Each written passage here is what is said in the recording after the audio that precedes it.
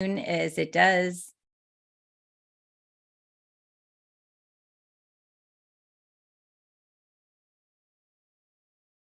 Hi, everybody. We're live here on A Paranormal Mediums. Oh, wait.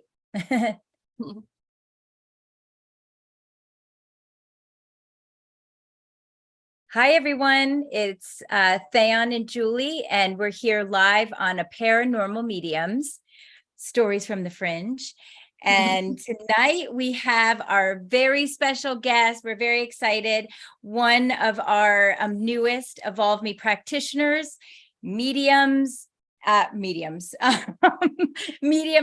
paranormal investigator, Amy Barrington. Julie's going to tell us a little bit more about Amy. So go ahead, Julie. Okay. So Amy Barrington is an evidential medium who is passionate about bringing the world healing with her abilities, along with Reiki healing. Her abilities started at the age of 6 when she had her first of many psychic premonitions. Now, Amy has a long background of traumatic events that led her to run away from her abilities for over 25 years to some of the darkest places imaginable. So she's been from drug addiction to numb the mind to being in abusive relationships, jails, prisons, detoxes, hospitals, and living homeless. Amy's spirit guides have always been there to help her out of many near-death experiences and out-of-body experiences that she should not have made it out alive. In 2009, Amy moved to Colorado to start her life over. Studying under some of the best mediums of the times, Amy has also found that Reiki healing has given her life back after so long, and she became a level 3 Usui Holy Fire Reiki healer. So welcome, Amy. We're very looking forward to interviewing you tonight. Thank you for having me. It's great to be here. Absolutely. Okay. So Theon, do you want to start off the questions? I have so many questions. Yeah, Amy, so just tell us a little bit about some of your experiences, as early as childhood. Do you recall any times that you had some of these experiences, maybe spoke to people that had passed, things like that? Ever since I can remember, my mom tells stories about how she remembers me talking to or playing in the other room and going in, and I was having conversations and there was no one there. I remember starting to tell things were going to happen before they happened around the age of 6. So it was kind of crazy during that point. Obviously back in the 80s, no one, late 70s, no one talked about it, and if your kid was talking to somebody that wasn't there, you kind of didn't bring that up, So I never knew it was mediumship. I didn't, put the connection until a lot later, but I had a lot of experiences growing up where I was able to tell things were going to happen and people really couldn't understand how I was knowing all these specific details. So it was really weird. It was a very interesting upbringing. Yeah. Oh, wow. To say the least, right? Yeah. Right. And it's interesting.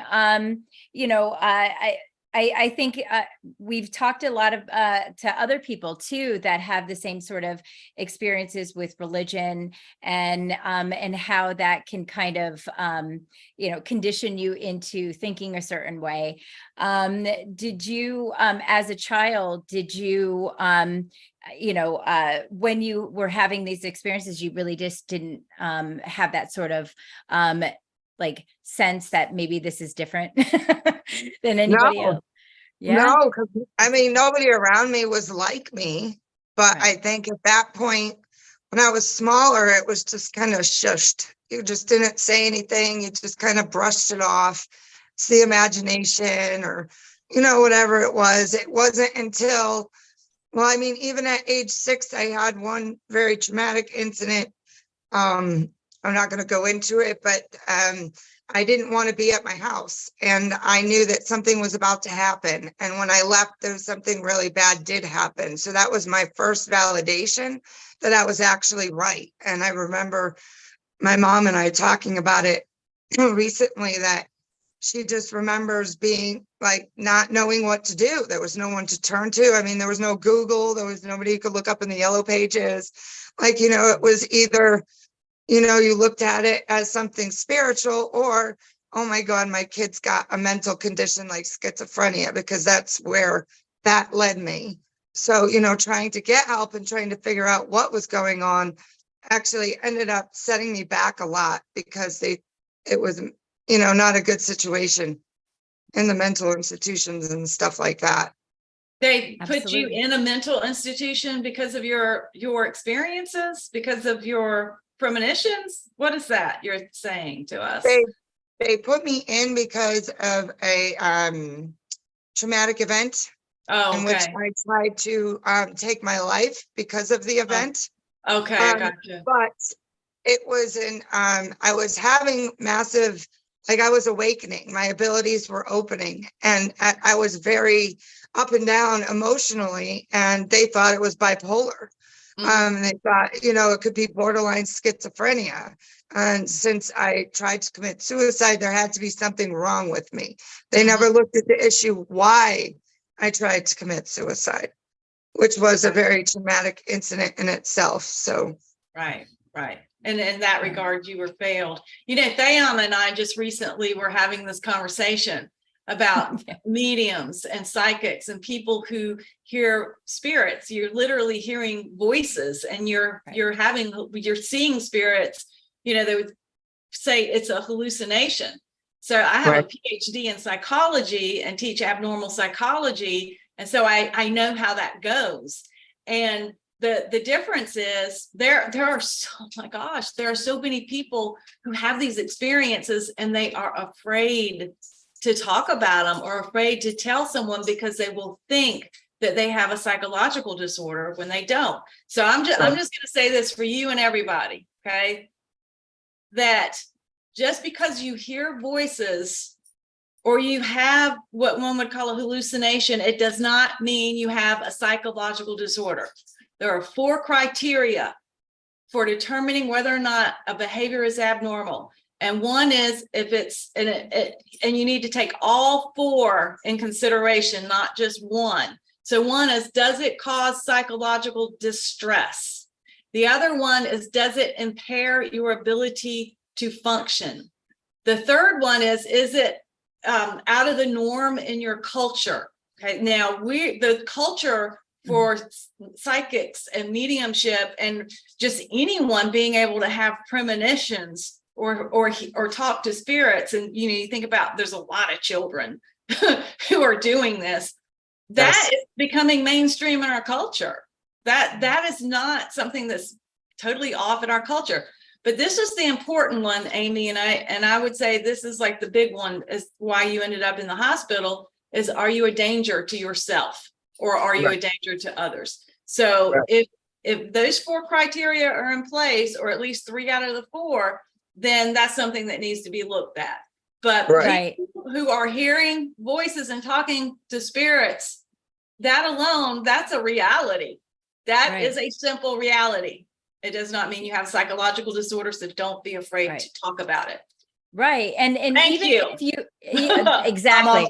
I'm on my soapbox. I know. No, Oh, I'm gonna hop I'm on with mine. you. Yeah, and I want Absolutely. to say, and I want to say this, and what Julie just spoke about. As you can see, Amy actually displayed, in a sense, all 4 of what Julie just said. However, it's not as black and white. So that's why it takes further investigation, as what Julie just said. Because yes, you can go through, just like Amy was mentioning, you could go through these experiences and get into depression because there is so much going on.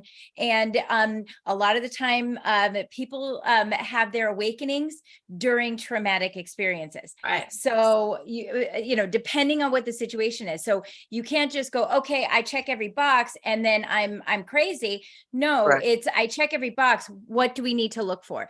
And that is the most important, because investigating it more and not always jumping from one to another either. Like, maybe, okay, so what are these hallucinations telling me? Or, honestly, if you can logically piece that together, then you might not be crazy. But we don't use the word crazy. We do not use the word crazy. It is stigmatizing, and that's something else that I teach. So if I ever have a student watching me, they would expect me to say, "Don't use that word." Okay, well, that's what I used to think when I was younger, because you do feel different though, right? You do feel different, and and that is hard in itself, and I get that. Yeah. And so how did oh, go ahead. Sorry. I just wanted to say, I just wanted to mention too, that it's that, and you will be surprised how many people who develop their abilities early because of traumatic experiences, because it becomes a survival mechanism. And Absolutely. So in Amy's case, it was a survival mechanism. In my case, I was an adult, but it came as a survival mechanism as well, because in the context of doing law enforcement and times that I needed to save my own life or someone else's life, that's when mine started to develop. So there's a need for it. This is when many people start to realize they have these abilities, because we all have them. Right. Yeah. Everybody has them. It's just whether or not you need them and whether or not you develop them. Yeah. Yep. And look at the case, or look at my son. He was born completely open, but because I understood him and nurtured him, he developed differently. He didn't develop through a traumatic experience. He, like me, I was also born open, but because of my conditioning, was very similar to Amy's situation, where it was like, what the heck is going on? But, everybody develops differently. You don't have to have some sort of traumatic event for it to just explode, but it does help to push it along for sure, and get people going. But absolutely. Yeah. And so Amy, because of that experience, like, tell us what happened, after having that traumatic experience and having that awakening. So I turned to drugs, because I found out that drugs like numbs it in a way, kind of, you're able to ignore it a little more. I think that's a very false pretense. I don't think that spirit was any less loud when I was in that state. If not anything, I feel like I was actually closer looking back now. In that state, I was actually able to connect better, because that's when they came in quite often to let me know, don't go with this person, or, there's going to be issues down over on this street, or this person, and they'll show me a flash of them in my mind and say, don't go with this person. And then I started noticing that this was actually like happening, that what they were showing me was actually going on. And that freaked me out even more. Because there was nobody to turn to and ask, oh my God, are you experiencing this? Or if you told anybody, they'd be like, oh my God, this chick is, a little Lulu, and there may be some issues with her, and we better not, associate with her. And I was very, never felt like I fit in anywhere. I always felt like I was on the outside looking in. So unfortunately, that took me into some very dark, dark places. I had my first experience with what you would say kind of being sold to the highest bidder when I ran away from home for the first time to New York. And that was a very traumatic experience. But in that, spirit was with me the entire time. And the person that actually ended up getting me saved me in a way, because they showed me a part of what the what human trafficking is, but they looked at it as a business So in my mind, I was able to transmit it into something other than the abuse that I was going through. So in my mind, it was business oriented and I was able to turn it on and shut it off. That was a saving grace for me. I know a lot of the women out there did not have that ability, and it would drive them insane. And I saw a lot of people going down a really dark road. That's when I had, that was before I started getting into really heavy drugs. And after that experience is when I really started to try to heal and try to figure out what was going on. And I ended up being sucked into my first abusive relationship. And that's where I would say the most damage was done because it was early. And, he tried to kill me 3 times and I didn't have any help from the police or anybody else. No one would help me. None of my friends at the time who I thought were friends would help me, and they'd actually set me up to where he could go and get me, and he'd try to attack me again. So it was trauma after trauma after trauma after trauma, and your brain just doesn't recoup from that as you're experiencing more trauma. So that was one of the most traumatic experiences, and that is when my heavy hardcore drug use started, during that healing process after the last time that he tried to kidnap me and stuff. So that's my dive into the world of the streets and becoming homeless. And that's when I first really started experiencing what it meant to be one of those people that actually lived on the street. I wasn't couch surfing.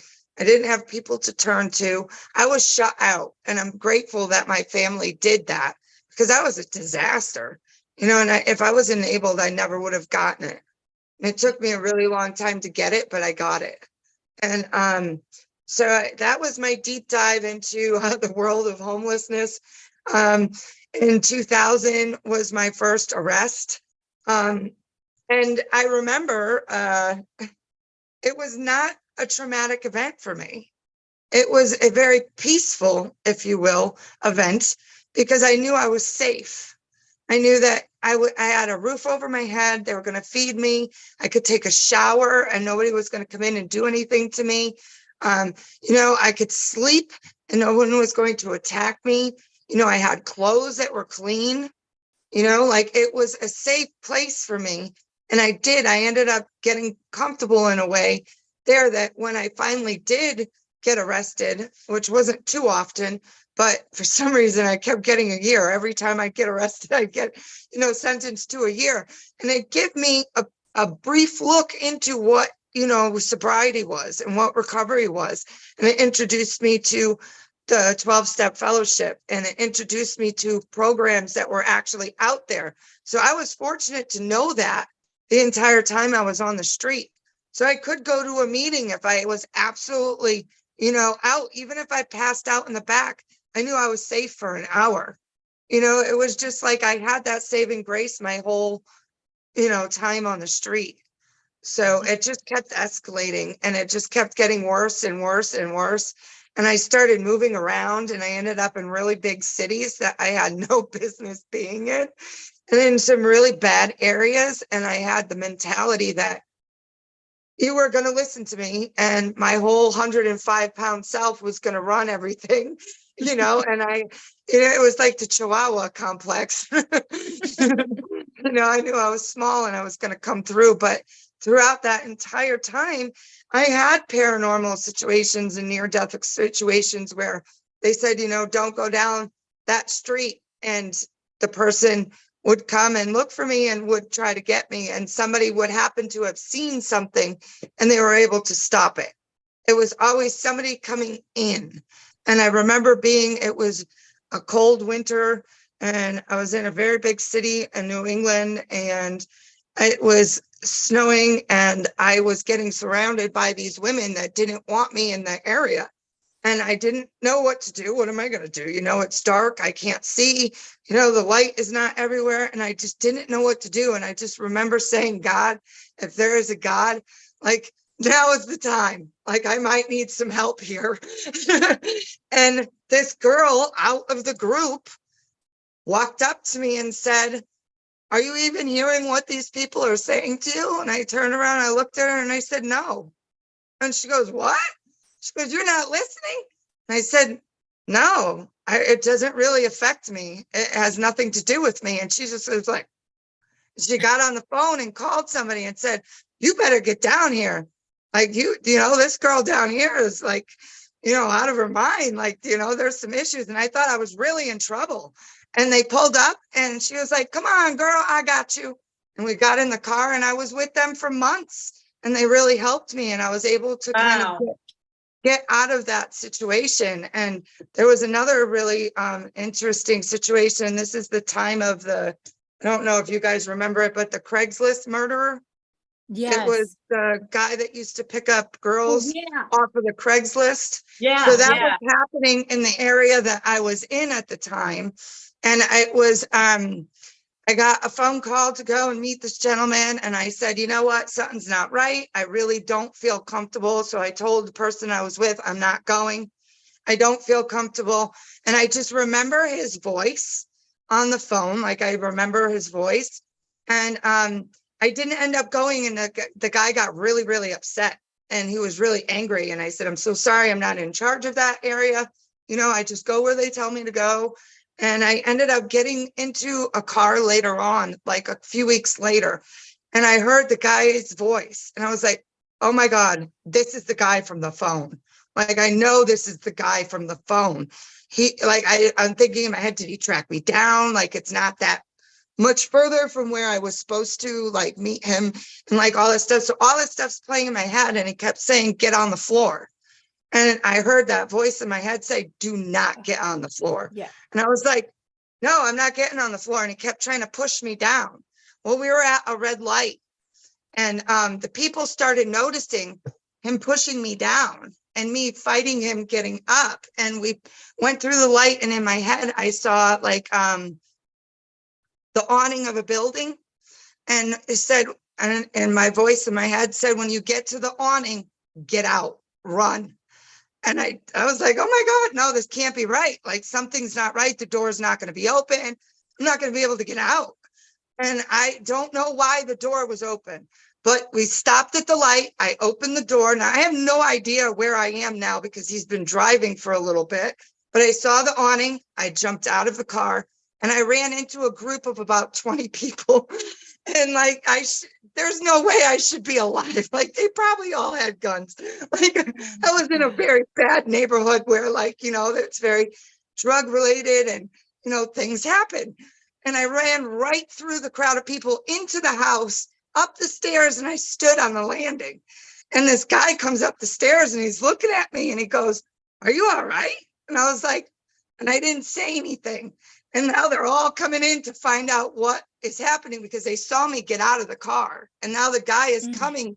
He literally came back for me and he's parked in front of the fence with all these people out there. And he's like, I just want the girl. I just want the girl. And he's like, what did you do to the girl? And he goes, I didn't do nothing. I didn't do nothing. He goes, and somebody yelled down, she's shaking. She's shaking. She did something to her. And he said, you did something to her. So they started to, like, you know, fight with this guy, but they ended up keeping me there again. I was there for like 3 weeks. You know, It was one person that came in. The voice told me what to do and what to look for. And that's why I'm sitting here. And that's why I feel like it's so important to get my story out, because I didn't realize there was a life after that life.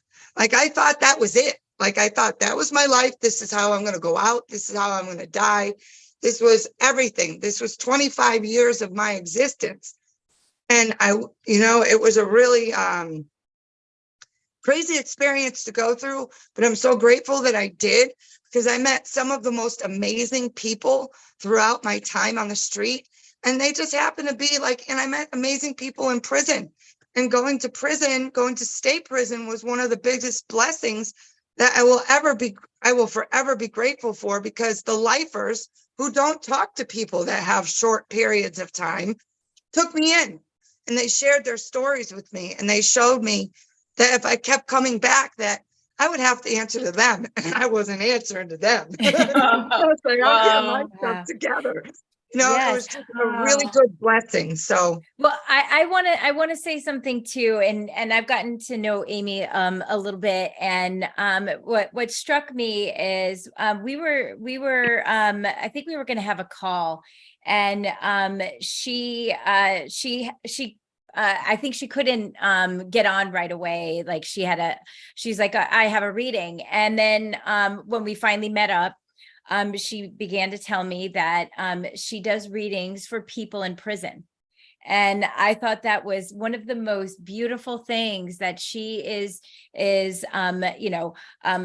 sees that life that she had, and has had these relationships with people, and sees the value in helping people that are incarcerated.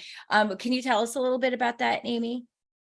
about the incarceration, about helping About how people. you, Um, in yeah. prison, yeah. It was a freak coincidence. I happened to comment on somebody's Facebook post, and they live back where I had come from, and we just kind of hit it off, and they ended up connecting me with someone that is in prison right now. And I talk to him like once a month or so, and just try to give him some hope and some guidance, and do a reading and see what comes through psychic and soul wise for him. It's just been a really rewarding experience. I would love to get into prisons and work with people coming out and people that aren't able to come out, because that's a lot of stuff to deal with, knowing that you're never going to walk out those doors again. And for the people that are coming out, like we were talking before, when I went in to do my first thing, there were no cell phones, like there wasn't any of this fancy computer stuff. And I came out and everybody was on a flip phone and all these fancy things. I'm like, what happened? It was like the Jetsons coming out and being in the Jetsons. It was crazy. I don't know. So I'm hoping to do more.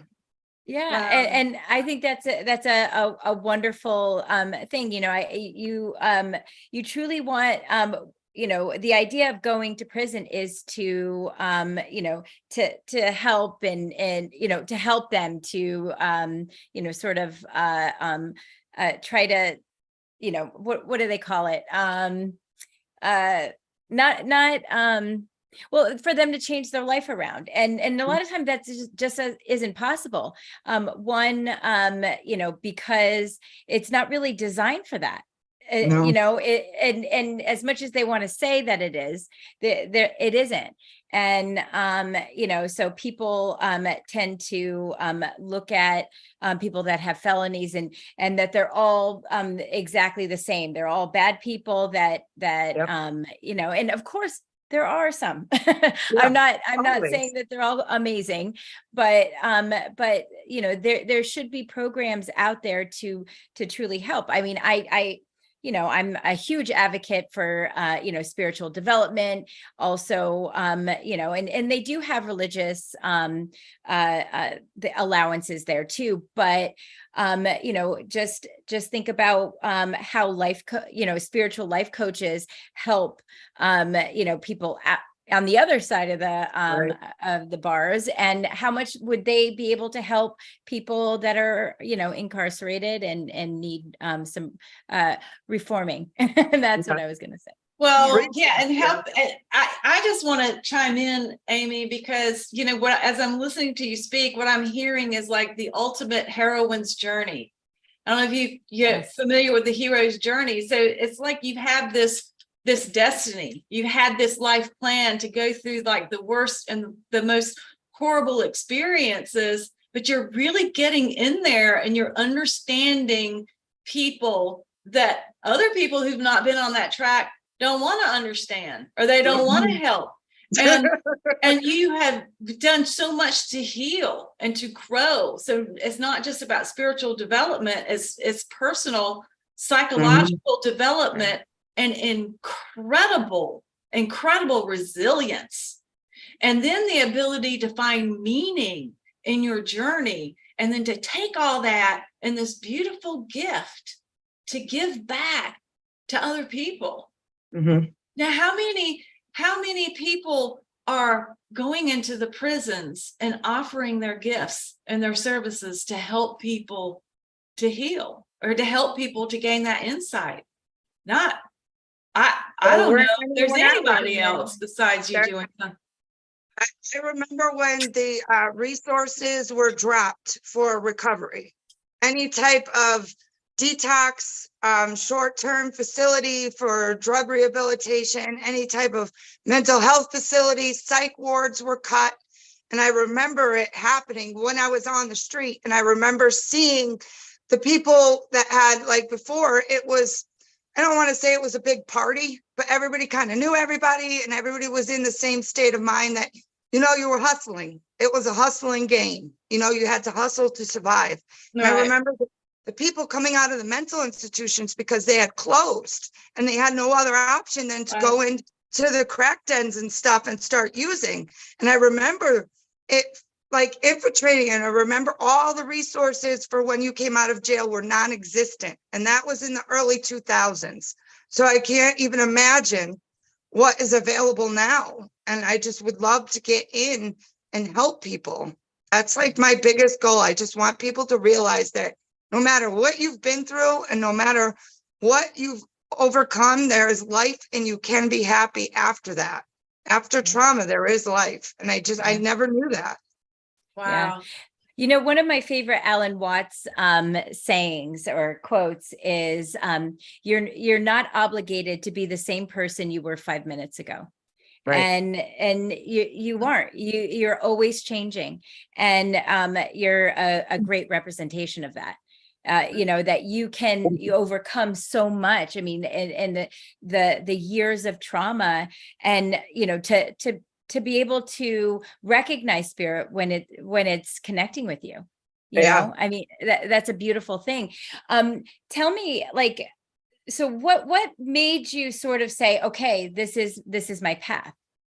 How do I move forward? You know, and I want to hear about your healing, like the healing part, and then how the mediumship and the Reiki. Yeah. Okay. So, so I moved here in 2009. Around that time when I moved here, I met this amazing woman, and she was the very first woman that I met when I moved here, and we became like sisters. We were like sisters, and we lived in the mountains out in Colorado, and there's a lot of tourists and stuff. So we used to get dressed up like tourists, you know, and put like the little visor on and like, you know, the sunglasses, and we used to go do the tourist thing. You know, we're early sweater. Recovery, and we went and took pictures and all the, you know, stood in line with all the tourists and had them take our pictures and stuff. And that was like our like starting of the healing process. For me, that was like really a start to know that I could go and do normal things and not have to be like, you know, messed up to go do it. You know, and it was just such a freeing experience. So fast forward a little bit, and that woman passed away. And I received a phone call from another friend who was trying to tell me what was happening, but I couldn't understand her. So finally, I get the story out that our friend has passed. She's in a hotel room by herself. She's in her late 50s. And we don't know what the reasoning was. We think it was some kind of overdose, but we're not sure. And there's nobody that can get in touch with her family. And now I had been a chronic relapser. I could not stay more than like a year. I don't know what it was. I just couldn't do it. It was all that trauma, all that stuff. And in that phone call, I was the only person that had her brother's phone number. So I had to call and let them know that her body had to be identified. And in that moment of the phone call, it was like spirit's like, we're just going to take this from you now. And they took it, and I've never had another craving. I've never had any urges. I don't think about it. I don't have flashbacks about it. I don't know why, but I feel like she passed to give me that gift. So that was my healing journey start. That was when I really knew that I was going to make it. And I don't know how I knew I was going to make it. But I knew. And I woke up one morning and before that, and my cat that I had at the time came to me in a dream and said, "You have to come back. You have to hurry. There's not much time." And then she passed right after that. So I take it as a sign that she gave me the gift of grace, and God gave me the gift of grace so that I don't have the obsession and that craving anymore. And I was able to start actually healing. And that's when I found Reiki. Reiki Yeah. changed my entire life. It was like, oh my God, I'm alive. I could feel things, it was really, really great. It was awesome. And then the flashbacks started of the trauma because now I'm healing and all this stuff is All coming coming back. up. So I tried everything and I was really at my wit's end. I didn't know what to do and I didn't understand why I was reliving all of this crap. And then it finally dawned on me, write it down because you're going to share it. You're going to share it with other people that are in that same space that you were in. So I started writing all of my experiences, all of my flashbacks. They did get pretty intense and I found an amazing PTSD hypnotherapist in Denver. And I went and I did a 2-hour session with her. And it was like a flood was released. All that weight, all that stuff just gone. Wow. That was 2 years ago. I have not had another flashback since. I don't have the reliving trauma. I don't have any of that stuff anymore. So then I started really diving into the Reiki and realizing that this is something that I'm definitely interested in. I went and got my number 1 and 2. And then started doing all of that, a really cool experience. I was in Colorado Springs getting my 1 and 2 on a weekend event at this woman's house, and she had her basement set up like a Reiki healing studio, and there were all the tables, and then there was an area for class where we all sat on pillows, and it was just a great experience. And I'm the only medium in the class, right? Which is weird to me because, like, what do you mean I'm the only medium? And so I was standing there and at the woman's talking, and we did the attunement and the prayer and everything. And I look over at the table where I'm going to be working, and I see Takata, the woman that brought the Reiki to Hawaii, standing in full kimono, full outfit, standing at the thing with her hands like this, and she just bowed to me. Wow. And I got goosebumps. I still get goosebumps to this day. And I looked around, I was like, nobody else sees it. Oh my God, do I say something? Like, am I going to be the weird one that says there's a spirit near the bed? Like, so I I didn't tell it. you, there is something Tell about everybody. Reiki attunement. There's something about Reiki attunement where things like that happen. I had something similar to that happen, but I want to just stop for a second because there are Sure. people who are listening who may not know what Reiki is. So we Oh. assume everybody knows what it is. So will you explain what Reiki is and what an attunement means? Okay, so Reiki is a energy healing technique. It comes from Japan. It was brought over to Hawaii in the 1940s from an amazing woman. And I think her name is Takata. I can't say the last part. I'm sorry. I'm not going to butcher the Japanese language anymore. But if you Google who brought Reiki healing to Hawaii, she will come up. She was an amazing woman that was healed by Reiki healing. It's just a hands-on treatment. She actually was healed and went over and studied under a master for a year. Back then, you had to actually live with your master in their home for a year to be trained. Nowadays, you don't have to do that. You could go for, get your 1 and your 2. It's just a healing energy. Everything in the world that's alive has energy in it. And Reiki is just able to come in and start the healing process. It just helps your flow and your balance.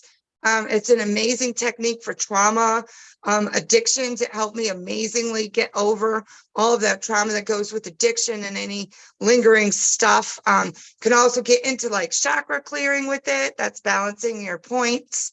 So it's an amazing thing. I'm forgetting something. Yeah. The attunement. The attunement is where you would go when you are actually learning to practice. So if you're just going to get Reiki from a Reiki master, then you're not getting an attunement. But if you're taking classes, then you would get your level 1, level 2, level 3, and then then your other master. So it's different levels, and an attunement comes with each level.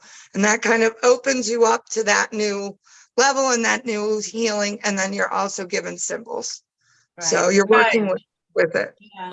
And so you have a Reiki master who uses Reiki and the symbols to help open you up. I remember when that happened with me, it was the first time I ever felt energy. You can literally feel it coming out of your hand. So it comes through the crown, through the top of your head, comes out of your hands. And it just blew me away when I started feeling that coming out. It was, It was cool. Yeah. I loved it. From the moment I received it the first time, I was like, this is something that I need to get into. Like, I just knew in my heart that this is what I was supposed to do. So do you use Reiki like from a distance healing in the context of doing these readings and mediumship for people in the prisons? Yeah, I could do online distance healing. I could do like distance healing, just like I have my board set up for the people that I do distance healing every day for. And I just focus on their energy that I have down on the paper. I've also done it during investigations. I'll do my symbols and energy will start to happen. That is interesting. Interesting. My Reiki master from Ohio is actually a paranormal investigator. So it's really cool because she tells me the little tricks to go and do. She's like, okay, if you're not really feeling energy, go in and do your symbols and then, sit and feel into it. And I did it at the last investigation in Canyon City and it worked. Wow. So which symbols, can you tell us which symbols you used when you... No. You can't. Okay. Well, I have a few of my symbols. But I only went as far as Reiki 2. But I have my symbols, but I could try. I just have the good old Sugar Ray symbol. I use, that seems to work for a lot of things. But it does. Yeah, never thought about doing that in the context of a paranormal investigation, though. That's a great idea. Yeah, it worked well. That was the last investigation at the end of August, I believe, or September. Was it September? I just went down recently. I just went back because I went the first time in July and I had such an amazing time that I went back. I ended up hooking up with a wonderful woman who you will be hopefully interviewing soon. She's on her work trip now, but I went and did an investigation at the same place that I was. It's the Catholic Monastery in Canyon City, Colorado. And it was unbelievable. It was one of the best experiences I've ever had. It was a much smaller group, so it was much quieter. You could focus a lot more. So the woman brings us down into the basement. It's a 4th level story building, brings us down into the basement and says, okay, we're going to do a census session, which is everybody shut off all your electronics, all the lights. There's no lights down there to begin with. So you can't see the hand in front of your face. And we sit in darkness and we feel into the energy. And we allow. Are these the images that I have? Yeah. Are these the images that I have? So I could put them up. Abby. Yeah, but that's not that investigation. That's my first investigation. But it's close to where we were doing this. And we were sitting there and I did my symbols and everything before we started. And I asked spirit to come forward and we're all sitting on the floor, scattered down this hallway. And we said, somebody said, oh my God, there's something at the end of the hallway. Did you see it? So now we're focusing at the end of the hallway. We're all looking. There's about 8 of us. And you see a shadow figure moving in the hallway. So now we're all focused in. And at the same time, we all yelled, it's a nun. It was Oh, so, wow. and you could see the outline of the habit. You could see that go down into the shoulders and how the dress went down and out. And she was just kind of standing there bobbing like back and forth from like where she was hidden, like so you could see her. And it was like so crazy because you can't see anything, but yet you see the shadow moving. Right. And so this our lead investigator goes and says, okay, I'm going to walk down to it. Let me know when I'm standing next to it. Now she can't see anything. And she's walking down and she gets to it. And we're like, okay, stop. She goes, okay. And I said, turn to the right. Turn to the right. She was facing it. Like she could face it, like you could see it. And she goes, okay, I'm walking into it. And she walked into it and you couldn't see her anymore. Like the Wow. outline of her was just gone. I was like, oh my God, you're gone. You're not even there anymore. And then she backed out and we played with it for a little while. And it was just really interactive and just felt a sense of peace. It didn't feel terrifying or scary. It was really cool. I got goosebumps again every time I think of that nun. Oh, wow. Wow. Wow. So, and it was just a great experience. And we were able to, she started walking back towards us and the nun was kind of like 2 steps right behind her coming down. And one of the girls was like, don't bring her down here. It was just so much fun. It was just a Oh, great man. to go into pitch blackness, you know, and not know what's really there. And it's a haunted location. It's got activity. That's what it's known for. There's paranormal investigations all the time at the Abbey. So it's an amazing place. So you were doing something that, so you know, typically in what you see on TV and typically when you go on these paranormal tours and things like that, you have the spirit boxes, it's making all the noises and you've got the people with the camera and the light, and there's just it's really difficult to tune in psychically because of all that noise. But what you guys did, it wasn't about the equipment. Nope. It was this equipment. Yeah. And that's what I love. And so you're not capturing like, oh, all the data and the people that want all the data for the science, but you're doing this psychically and you're having a real experience. Yeah. It can be transformative because something happens that people would never believe would happen, but they get to experience for themselves. Yeah.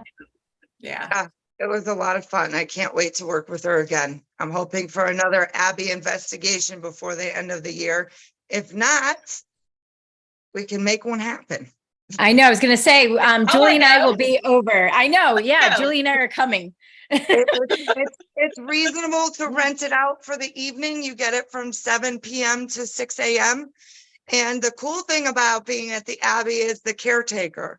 He is just the sweetest guy ever. He knows the history of every single thing that's ever happened on the grounds. So it's like walking with an encyclopedia. Like you have a question. Oh, yeah, I know exactly what happened in that corner in 1963. You know what I mean? It's like amazing. Oh my God, how fun would that be? Where is the Abbey? Where is it? Canyon City, Colorado. Colorado. Wow. So he also has cameras set up. I know. The entire Abbey. So it's night vision. So it's actually being recorded, not recorded, but he's watching you from command center. And then he goes live with the broadcast. So it goes on to Twitch and a few other sites, and you're able to watch all of the teams doing the investigations when they go in. So it's a lot of fun. And I worked command center for a few, like maybe an hour, and they got me good on the broadcast. So there's actually a clip of me jumping and screaming because they jumped in on the live broadcast. So it's a great place. It really is. That sounds like so much fun. Well, you're going to have to invite Julie and I. You let me know. Yes. Oh my gosh, that sounds amazing. So tell me a little bit about some of the images that I have. Yes. Okay. Awesome. All right. Which one do you have? I am going to start with the first that you sent me. Here we go. They're probably not in chronological order of the way that they were taken. They were actually okay. So I think Is Okay, it this one? It I starts off see an with this one. orb. yeah, so this is the red light is a person's flashlight. So disregard the red light. But this is the private prayer chapel for the monks. So this was in a section of the basement, and this was an orb that we did not realize was there until later. But this was I believe this was the first shot that I got, and then you could go to the next one and see that there's something next to me. And we don't know Right. what that light is, and there's no explanation for it. Oh, wow. That It looks was in- almost like it's manifesting. Yeah. Yeah, I didn't move. So they took about 7 photos, and these are the best ones that came out. And that one, the blurry one before, is the only one with the orb. So it was the shadow. I felt something next to me, and I asked them to take photos. And then is there one more? Think so. Yeah. It's Now, and is this a light room, or is there a flash that's making it light? Or were you in There a are dark no room? flash. There's no flash, and it's completely pitch black. Okay, Yeah, so they just have the There's no exposure. flashlights on. There's nothing. So they just have But- an exposure, a long exposure to get that shot like that. Yeah, she took it in the dark. Everything was shut off. So it's just, we didn't realize it until later. And then this last one was a different investigation. Yeah, it's just really strange Mhm. because Yeah. there's nothing there that should set that off. Now, this Right. was this Black Hawk. Is it Black Hawk? Yeah, Black Hawk Central City Catholic Cemetery, which is up near the casinos in Colorado, and Black Hawk. So this is the Catholic cemetery, and that's me behind the stone. This was during the walkthrough. So this is the medium's walkthrough, which is usually what happens before an investigation. So this is right before the night of the investigation. This is a few hours before it's going to happen. And we're walking through, I'm with another medium. And I said, I feel like there is a woman with me. And I feel as if her name starts with an E, and it's Eliza. I feel as if it's Eliza. And something told me to turn around and walk down. And on this grave, you could see her name is Eliza Fallon. Okay. And as wow. I was standing there, I felt as if I was smacked in the Mm. face. Like I felt, and I've never been touched before like that. So I said, oh my God, look at my face. Do I have anything on my face? There was nothing on my face, but it was tingling. And I said, I think she smacked me. And as soon as I said she smacked me, she says, oh, I'm sorry. I didn't mean for it to be that hard. So I felt like I was trying to figure out who is this chick and why could she see me? You know, and it was a great pre-walk. Unfortunately, she did not come back with any of the equipment, or anything didn't happen through the night. But that I love to share because that was my first experience of actually being touched. Wow. So I Yeah. really enjoy that. That's picture. that's really fascinating. Yes. Oh my gosh. And so this is something that you do with groups, or do you do your own sort of on your own as well? Like, do you do your own investigations? I've been a part of several different groups. Mhm. So far, I'm looking for a different group to become a member. I am hoping that maybe something will be coming in the developments in the next few months or the next year. So putting my feelers out there and looking for a new crowd of people and just trying to break out and be able to share the mediumship side of it with the investigation. I feel like that's really important. Yeah. Yeah. Because you don't need Absolutely. all these fancy gadgets. Yes, the gadgets are amazing and I love them. And I feel like Inspector Gadget, you know, like Yes. figuring all Oh, this yeah. stuff out. But It- I just it's- love to go into a place and go into complete darkness and just feel the energy and Just see feel what Yeah. it. Yeah. And Yeah, hear them and to Yeah. hear them and see them and feel it. But when Yeah. you have, but the gadgets really can just kind of detract from a lot of that. Oh my gosh, right?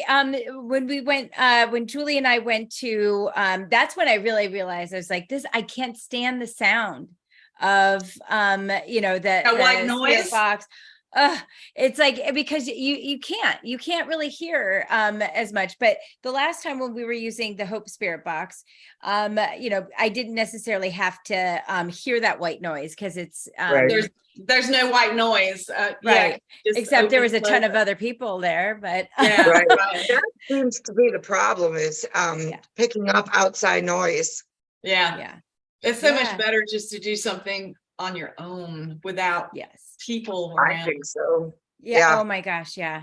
Yeah. And just to have these, I think some of the best stuff that Julie and I've gotten is when it was all silent, when Yep. it felt like it was more of a connection. And, Mhm. and I love that you do it like that. Yeah. Julie and I are really excited about, about possibly coming to Colorado because that would be amazing. No, right? Yes, come on out. I'll I pick you up know. at the airport. I know a great little spot to stay in Canyon. There's amazing stuff to do all around here all year round. Like it doesn't even, like it just whatever you're into. Let me Yeah. Oh know. my gosh. I Yeah, will bring I you would. on the tour. I Let's know. set I that was thinking. goal. Oh, I know. I was thinking. When we go to Daytona, Julie, if maybe I can find some spots, and then maybe you just come down for a couple days and Ooh, stay with me, and maybe we go on our own little hunt without Oh. equipment. Yeah. that would be cool. Yeah. Are there spots in Possibility. Daytona? Because I Oh, went to I'm to sure. St. Augustine, which is like an hour north of there, and we had some great stuff up there. Oh yeah, I've gone there quite a few times, and Julie and I just recently went, and we went to Oh. and we went to the old jail. We did the Yes. late night. Oh my God, yes. Yes, that was Yes. so much fun. Oh yeah, we have a lot of I'm still going through that stuff, some of the Spirit Box stuff. I didn't love like I don't really love a lot of what we got on there because it was hard. Well, one, I am a gadget person, and but I do like the night vision cameras that Yeah. I'm good with, because it doesn't cause any sound or I don't even know it's there. And Right. I'm a little dork and I will put it right here. And I don't care who sees that I have this big camera on well, it's not that big, but a camera on my, I look like, I always make the joke. I'm like, I look like Dora the Explorer because I have a backpack, everything. That's awesome. Oh my God, I'm gonna call you that forever now. You are Dora the Explorer for the rest of eternity. That's it. Oh, She's absolutely. adorable. She's adorable on an investigation. But it's so funny. I always seem to get the really kind and like friendly spirits that want to talk. So I'm always like, and I want to know all about them. And Julie, her and I have been friends for years, and so she always, every time I go with Thayon, she's always talking to somebody. It is just like that. It's just like that with spirits. If anybody can make friends with a ghost, it is Thayon. That is awesome. Because I want to know. I'm interested. I'm, Yeah. so I want to know about their life and their death and all of that. Yeah. So, but yeah, that would be amazing. And Amy, there is so much more that we can talk about. She's, you've just led such an amazing, exciting and life that I'm sure we'll need to do another show on this. Yeah, we definitely need to have you on again, Amy, because there's so much more to share and to talk about. And this has been really, really interesting. And I'm so glad to have met you and so glad that you are on Evolve Me as an Evolve Me practitioner. And which we'll have to talk a little bit more about that, Thayon, about Evolve Me. But yeah, we'll have to have you back because you have so many stories to tell. Because we didn't even get into the near-death experiences, so we can do that maybe next time. Well, one. I don't know how near death that one was, but yeah, that was pretty close. But yes, there's lots more. Can you just tell it a little bit? Just give us a little bit. tidbit. Yeah, and then we'll go. Which one? Oh God. Um, Just whichever one comes to mind. Yeah. so the first one would be when I was a little bit younger, teenager, and I had moved with this gentleman, my first abusive relationship. We had relocated and we were with some friends, and he was very intoxicated and decided that I was going to go cheat on him. I wasn't going anywhere. I wasn't doing anything. So somebody suggested we went go swimming. I went in the bathroom to get dressed, and he pushed his way in and was trying to strangle me and slice my throat, but I had put my hands here. So I still have little scars, but he tried to slice my hands to get to my throat. And as he was strangling me, I kept hearing this voice go, "Stop fighting, play dead." And I was like, I'm not playing dead. I'm going to beat him up. Like, that mentality in the moment, fight, I'm fighting. And all of a sudden I couldn't breathe anymore. And I remember trying to breathe through my nose like it wasn't connected and I was going to get air that way. I don't know why, but I remember the burning, like not being able to breathe, and the burning that starts when you don't get enough air.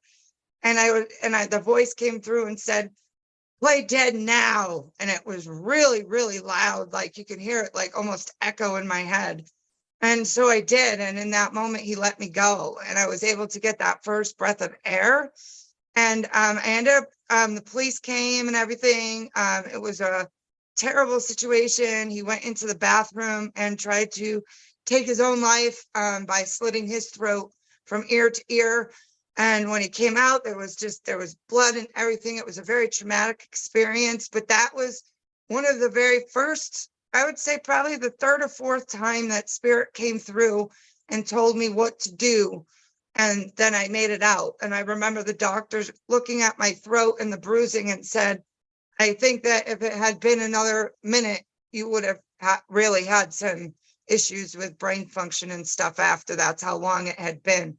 But I just remember being able to walk away from that and be like, why did I make it out of that? Right. Mm, Oh mm, mm, my gosh. mm. Yeah. And Because you made it out of that because you have a lot of work to do, Amy Barrington. Yes. You have a lot I of God's do. work to do, Amy I Barrington. do. I yes, do. and Yeah. she's doing a ton already. She's one of our newest practitioners, but she has hit the ground running. She's already doing Reiki circles, mediumship circles, and all of these things. And tell us a little bit about that so that people know where to find you, Amy. Well, you can find me here with you guys. I have a 6-week workshop coming up on how to heal your soul so that you could start your mediumship journey the right way. Healing, not just jumping in like, woo, because that's Very scary. good. Very Um, good. And then just getting your basics down, like how you're going to talk to and communicate with spirit, the message is going to come through, kind of open the doors for journaling, meditation, sitting in the power. Then also with that class, you also can join it comes with it, my weekly practice circle. So every Tuesday I have a practice circle where mediums and psychics and other healers come in to practice mediumship. And it's about an hour to 90 minutes every Tuesday. And that comes with the group. So you'll have a place to go and practice all the amazing stuff that you're working with and learning, and meeting like-minded people that will be long-lasting friendships and gaining confidence. That starts in November. You also get a Reiki healing and a soul reading with me so that we could start that healing process and get you going. So that's available starting November 5th. You could find it on the site here. I also have my Mediumship Square site, which is on my Facebook page that I believe is Mediumship and Spiritual Healing with Amy Barrington. So please follow me there. I'm also new to Instagram. I joined Instagram, so I'm on there also. And I'm hoping to kind of do a blog of what it's like to be a medium and what my journey is like and what my experience is like, and hopefully reach more people to be able to share my story and get into rehabs and facilities like that and be able to offer Reiki and some soul readings and be able to help people kind of give them some hope for the next steps forward. Ugh, love And them. also I have a Reiki healing Sunday, Reiki healing Sunday. Every Sunday at 10 a.m. Mountain Standard Time, you could come in and get some Reiki healing. And then we kind of go over what I found, what I felt, if you have any questions, and if there's any messages from spirit. I kind of dive into little messages to give you some hope through for the week and kind of get you all situated for like a clean slate to jump on in. So that's what I'm Beautiful. offering right now. That's I know. beautiful. Now, She's how would you describe a soul reading for people who might wonder, what is a soul reading? So a soul reading can kind of start off with a psychic reading. I'm going to feel into your energy. I'm going to see what's around you, what you've kind of been through. And then I'm going to drop in, and it's, like in mediumship, we kind of look off. Well, I'm going to look right in and drop into your soul and feel all of the stuff that is still there that you don't need, that's no longer serving you. And then with my Reiki, I'm going to take it all out. And we're going to manifest it all coming out, and we're going to weave it out of you. And then we're going to seal you back up with all the good jujus. So I have you imagine all the good jujus that you want and all the positive stuff and your affirmations and whatever. And then we seal you all up in that magical bubble and send you on your way. Wonderful. Beautiful. Yes, and that's what I love about you, Amy, is that you make things one, comprehensible for everyone, but also you just make it seem fun. So I thank you so much for being here tonight. And oh my gosh, we are having you on again. You know that, right? Anytime, let me know. Yeah. And hopefully we'll do a whole episode with us on site doing would be some cool. investigations ourselves. Oh, that would be so Yeah. fun. 20 more days too until we get to Florida. So I get know. to I'm see gonna it. actually meet Amy in person, and hopefully Julie will too. I'm gonna keep going with that, Julie, because she's my partner in crime. Julie and I've been dear friends for so long, and I don't see me on vacation without Julie. So that's just how I go. We've had quite a few interesting trips over the past year together. Yes. Okay. Yes. That's awesome. And now I think we found a, well, now it would be a fourth, because I can't say that and Melanie will strangle us. So, I'll be but, the fourth. yeah, exactly. So now that's perfect numbers. Well, I want to say, everybody, again, you can see Amy and Julie and myself on evolveme.com. We have many different classes, circles, and everything, and definitely check out Amy's. I'm very interested in that Sunday circle. I might have to look into that, because I'm a little bit of a novice when it comes to Reiki. I understand healing, but not specifics on Reiki. So I might do that. That'd be awesome. I love it. Yeah. And and you can find her on evolveme.com, her websites. She, if you want to look her up on Facebook, she's also friends on Facebook with Evolve Me. So please check her out there. And again, if you want to message us to get more information about Amy, we can do that too. So again, this was a paranormal mediums. Now we're more of like a trio. So and thank you all for joining us, and we'll see you next time. Thank Good you. night. Bye. Bye. Bye. Bye.